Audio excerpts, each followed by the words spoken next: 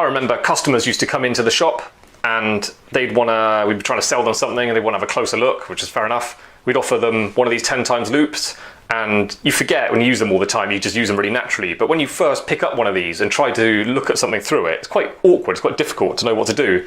Like customers would pick it up and they'd be like holding a ring in their finger and they'd be like, oh yeah, that's good, that's good. And you know they're not looking at it properly. Just out of embarrassment, they're just sort of pretending they can see it. So you just say, hold it in your finger and a thumb, with your thumbnail, put it against the bridge of your nose in between your eyes. This works really well for me, but I've got quite a tall bridge, so some people it might not work, but most customers got on all right with it once we explained to use it this way.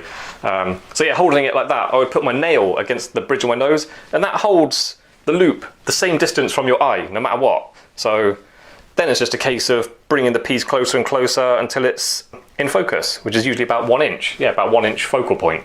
So that's it.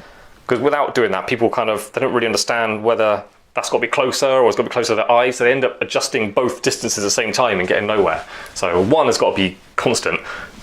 Yeah, the focal point's about 1 inch, and then putting your thumbnail in between your eyes on your nose is just a good way of holding it still.